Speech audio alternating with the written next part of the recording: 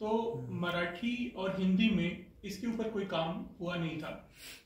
अंग्रेजी में एक दो पेपर जरूर, चूंकि वहाँ पे स्मॉल सिनेमा को लेके यूरोपियन कंट्रीज में बहुत काम होता है, तो एक नए काम के सिलसिले में जब मालेगांव का सुपरमैन रिलीज हुआ तो उसको लेके एक दो रिसर्च पेपर जरूर इस बारे में प्रकाशित हुए थे।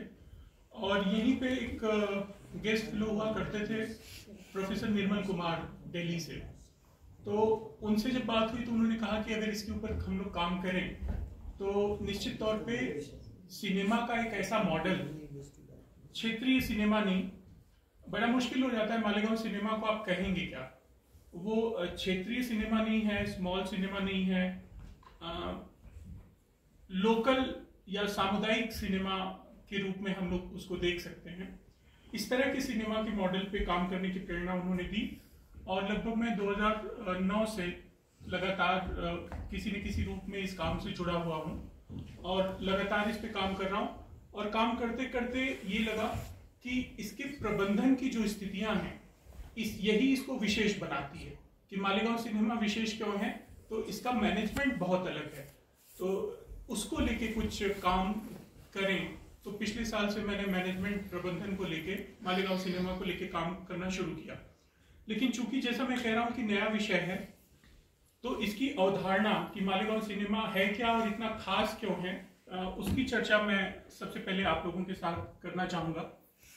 पूरे हिंदुस्तान में जब से सिनेमा की शुरुआत हुई तो हिंदी सिनेमा या बॉलीवुड सिनेमा की अपनी एक स्थिति रही और क्षेत्रीय सिनेमा, रीजनल सिनेमा, जो कि क्षेत्रीय अस्मिता और क्षेत्रीय भाषा, संस्कृति आदि के का प्रतिनिधित्व करता हुआ दिखाई पड़ता था। ये दो मेजर सिनेमाज हम लोग भारत में जानते हैं।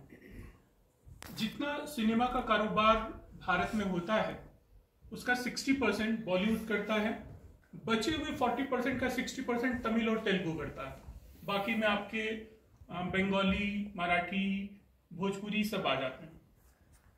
लेकिन 81 के बाद, मतलब वो दौर जब वीसीआर